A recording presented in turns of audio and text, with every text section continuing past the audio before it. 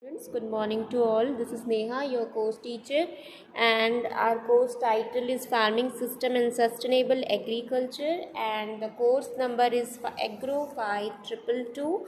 So today we will discuss again the types of farming system or the types of system of farming system. Okay, so in our previous lecture we had seen till mixed farming system. Okay, so today we will discuss about the dry and irrigated farming system. Dry land farming and irrigated farming system. Okay, so what is dry farming? So farming is farming in areas where rainfall is deficient and there is no assured source of artificial irrigation is referred to as dry farming. Okay, so dry farming क्या है? ऐसा area जहाँ irrigation के water resources available नहीं होंगे, उस जगह को हम बोलते हैं, उस जगह में अगर हम कोई क्रॉप उगाते हैं तो उस क्रॉप में को हम ड्राई लैंड फार्मिंग की कैटेगरी में रखते हैं. ओके, या ड्राई फार्मिंग की कैटेगरी में. सो बेसिकली हमारे पास थ्री स्ट्रक्चर हैं, हम कह सकते हैं, या वो जो हैं वो रेनफेड एरिया में आते हैं. ठीक है, तो जिसको हम rainfed agriculture, dry farming and dry land farming बोलते हैं. ओके, सो ड्राई फार्मिंग क्या होता है? If the annual rainfall receives in earth less than 750 mm, that is called the dry farming. ठीक है, मतलब वार्षिक वर्षा जो है 750 mm से कम होती है किसी जगह में, उस जगह में हम ड्राई फार्मिंग लेते हैं. ठीक है, उसके बाद होता है ड्राई लैंड फार्मिंग. तो ड्राई लैंड फार्मिंग क्या होता है?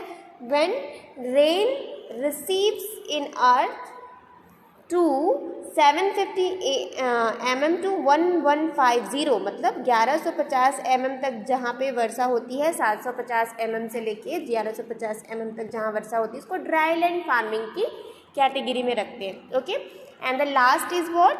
Rainfed farming. ठीक है, तो जिस पर्टिकुलर एरिया में 1150 mm तक की वर्षा होती है या उससे अधिक, मतलब हम कह सकते हैं more than 115 mm rain receives in earth, that particular area is called rainfed agriculture या रेनफेड एरिया. ठीक है, सो ड्राई फार्मिंग जो है ये सारी चीज़ों में हम ले सकते हैं, जहाँ इरिगेशन अलग से जो आर्टिफिशियली इरिगेशन रिसोर्सेज नहीं है, मतलब आर्टिफिशियली मतलब कोई ट्यूबवेल नहीं है वहाँ पे, या कोई कैनल्स या रिवर्स नहीं है, पॉन्ड्स नहीं है, तो उस एरिया को हम क्या बोलेंगे? ड्राई फार्मिंग एरिया है. Okay, so dry farming originated in the 19th century to accelerate the production of certain crop, most notably wheat. Okay, so dry farming जो है, हमने देखा कि जो उस जगह पे अगर हम देखें, अगर कुछ सर्टेन क्रॉप लेते हैं तो पहली बार वीट को उस जगह पे लिया गया. ठीक है, वीट को लिया गया, तो वीट का वाटर रिक्वायरमेंट CRI स्टेज में होता है. आपने पढ़ा होगा, CRI स्टेज को हम क्राउन रूट इनिशिएशन स्टेज बोलते हैं. ठीक है, तो वीट को उस स्टेज में critical stage of water requirement बोल सकते हैं, या क्रिटिकल स्टेज ऑफ इरिगेशन बोल सकते हैं वीट क्रॉप के लिए. तो पहली बार देखा गया. ठीक है, so it is the most widely practised in the great plains are where rainfall averages between 8 to 20 inches a year. ठीक है, मतलब वहाँ एवरेज रेनफॉल जो है 8 से 20 इंच जो है पानी हमेशा अवेलेबल होता है. ठीक है, then Harley Webster Campbell, a South Dakota homesteader, invented a subsoil packer Sarsa in 1819 and thereafter operated demonstration farms of railroads. ठीक है, by the end of century dry farming was championed on the solution of the agricultural problem. मतलब agriculture problem है ये, इस चीज़ में आगे बढ़ गया बहुत ज़्यादा. ठीक है, किस एरिया में? जो प्लेन्स एरिया थे, साउथ अलग जो डिफरेंट कंट्रीज़ के, सबसे पहले वहाँ कंपेल किया गया उस चीज़ को कि यहाँ पे ड्राई एरिया है, और पहली बार उस पर्टिकुलर एरिया में वीट देखा गया. ठीक है, so dry farming process was to conserve limited moisture during dry weather by reducing और even eliminating run off and evaporation, thereby increasing soil absorption and retention of moisture.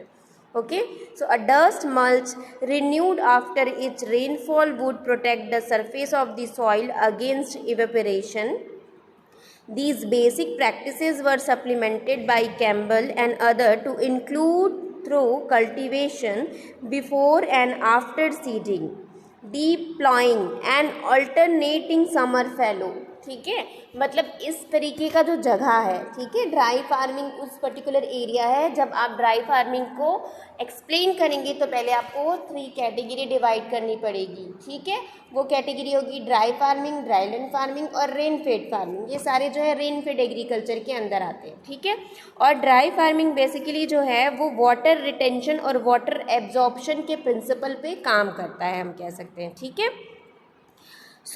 ये जो है dry farming में हम कैसे सप्लीमेंट रहते हैं कि हमने एक सीज़न पे क्रॉप लिया, ठीक है, सीडिंग करी, या और सीडिंग कैसी करी हमने, पहले हमने टीलेज ऑपरेशन किया, डीप प्लॉइंग किया, ठीक है, गहरी जुताई की हमने, उसके बाद हमने एक क्रॉप लिया, उसके बाद हमने ऑल्टरनेटिंग क्रॉप लिए. मतलब एक बार हमने समर सीजन पे फैलो छोड़ दिया. क्यों? क्योंकि वाटर अवेलेबिलिटी वहाँ पे नहीं है, अनदर रिसोर्सेज जो है वो वहाँ पे अवेलेबल नहीं है, तो हम उस एरिया में सिर्फ और सिर्फ रेनफॉल पे डिपेंड होते हैं, है ना. तो उस तरीके से हमने समर फैलो, मतलब समर सीजन में हमने फैलो छोड़ दिया, पड़ती छोड़ दिया, ज़मीन को खाली छोड़ दी. ठीक है, तो ऑल्टरनेटिंग सीजन में जो हम क्रॉप लेते हैं वो ड्राई फार्मिंग होता है. Okay, then over the time dry farming was modified in most particular but it's played a prominent role in the settlement of semi arid plains. ठीक है, ये हो गया आपका ड्राई फार्मिंग. जहाँ आर्टिफिशियली वाटर रिसोर्सेज अवेलेबल नहीं है, उस एरिया में अगर हम फार्मिंग करते हैं तो उस एरिया को हम ड्राई फार्मिंग की कैटेगरी में रखते हैं. ठीक है, and the last category is irrigated farming system which is also the types of farming system और system of farming system. Okay, so farming with assured water supply from artificial sources of irrigation is known as irrigated farming. Often people farm in a place where enough rain falls during the year at the right times to water the plant just with rainfall. ठीक है, मतलब irrigated farming में मतलब क्या होता है, proper irrigation, artificially irrigation resources available होते हैं उस पर्टिकुलर एरिया में, और वहाँ पे जब हम फार्मिंग करते हैं उस फार्मिंग सिस्टम को हम इरीगेटेड फार्मिंग सिस्टम बोलते हैं. ठीक है, तो क्या होता है, बहुत बार ऐसा होता है, कई बार ऐसा होता है कि बहुत कुछ प्लेस में इनफ वाटर अवेलेबल होता है. ठीक है, बहुत सारा वाटर है, या हम कह सकते हैं कि हमने वाटर हार्वेस्टिंग कर ली है. ठीक है, वाटर को हमने कलेक्ट कर लिया है थ्रू दी रेनफॉल, जो भी हमारे पर्टिकुलर एरिया में हुई, वहाँ हमने रेनफॉल को रन ऑफ होने नहीं दिया, बहने नहीं दिया, एक water proper water harvesting tank में इकट्ठे कर लिया. ठीक है, उस पानी का यूज़ हमने राइट टाइम पे किया, जब रेनफॉल अवेलेबल नहीं था, जब बारिश के मौसम नहीं थे, तब हमने उसे क्या किया, उस वाटर रिसोर्सेज को अपने क्रॉप प्लांट पे यूज़ किया. ठीक है, तो वो क्या हो गया, एक आर्टिफिशियल मेथड ही हो गया. कैसे आर्टिफिशियल मेथड हो गया, क्योंकि हमने जो रेनफॉल था, रेनफॉल जो हुआ, बारिश जो हुई, उस वाटर को हमने through the water harvesting collect किया. ठीक है, और जब हमें जब उस वाटर की ज़रूरत थी, रिक्वायरमेंट था हमारे क्रॉप का, तब हमने अपने क्रॉप को क्या किया, प्रोवाइड किया. ओके, सो ये इस वजह से हम इसे बोलते हैं कि इरीगेटेड फार्मिंग. तो इस तरीके के जो सिस्टम है उसको भी हम इरीगेटेड फार्मिंग सिस्टम की कैटेगरी में रखते हैं. Okay, so farmers don't have to worry about the plants getting enough rain, that called dry farming because the farmers don't have to carry water to the plant. ठीक है, मतलब अगर हमने वो वाटर अवेलेबिलिटी अपने क्रॉप को बनाया तो वो इरीगेटेड फार्मिंग हो गई.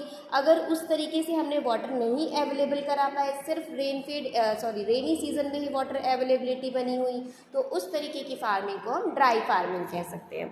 Okay, but in other places like Egypt और the Arabian peninsula it's hardly rains at all. ठीक है, तो क्या होता है, हमेशा बारिश से पानी जो है वो इकट्ठे या प्रोवाइड करे जाते हैं. ठीक है, बट हमारे यहाँ जो वाटर जो बारिश होती है उसको हार्वेस्टिंग कर लिया जाता है. मतलब जो डेवलप कंट्रीज़ हैं, हम कह सकते हैं, जहाँ रिसोर्सेज या वो सारे फैसिलिटीज़ अवेलेबल हैं, वहाँ पे हम ये सारे वाटर हार्वेस्टिंग टैंक और जो भी ग्राउंड वाटर लेवल में जो हम वाटर कलेक्ट करते हैं, तो वो सारे सिस्टम हम अपना सकते हैं, right. Then farmers can't rely just on the rainfall to water their crop, they have to find some way of getting water from the river to their fields, that's called wet farming, and the way that get water from the river is called irrigation. Okay, so wet farming एक कोई बहुत बड़ा rocket science नहीं है, हम ऐसा कह सकते हैं कि हमने रिवर से वाटर लिया, उसे कलेक्ट किया और अपने प्लांट को प्रोवाइड करा, तो उसको हम वेट फार्मिंग कह सकते हैं। क्यों? क्योंकि हमने प्रॉपर मॉइस्चर रिसोर्सेज अवेलेबल कराया अपने प्लांट को, ठीक है। किसके थ्रू अवेलेबल कराया? रिवर या पॉन्ड के थ्रू, या नेचुरल रिसोर्सेज है जहाँ वाटर कलेक्टेड है उनमें, उनके थ्रू हमने अपने वाटर प्रोवाइड कराए। तो वो जो वाटर प्रोवाइड कराने का सिस्टम है उसको हम क्या बोलते हैं? इरिगेशन बोलते हैं, right? Then there are lots of different way to get water from the river to the fields. One way is just to carry it yourself in buckets, and plenty of the people irrigated this way in the ancient and medieval periods, and plenty of people still do today. But it's very hard work. Carrying water is bucket, and you can't carry very much even if you work very hard. Even a donkey and buffaloes are used for that particular process. मतलब पानी इकट्ठा करके हम donkey के नेक में, ये traditionally हम करते थे, या जो अनडेवलप्ड कंट्री है, जो इतनी डेवलप नहीं है जहाँ पे रिसोर्सेज, ठीक है, वाटर हार्वेस्टिंग नहीं कर सकते, वो लोग ऐसे बकेट से प्रोवाइड करते हैं, थ्रू दी चैनल प्रोवाइड नहीं करते, ठीक है। तो ये था हमारा last section, types of system and types of farming system का, ठीक है। नेक्स्ट लेक्चर में हम नया देखेंगे, एलाइड एंटरप्राइजेस देखेंगे, ठीक है। तो आज के लिए बस हम इतना ही रखते हैं। I hope you all got the sense, सबको समझ आया होगा, and thank you very much. Till then be safe, take care, thank you.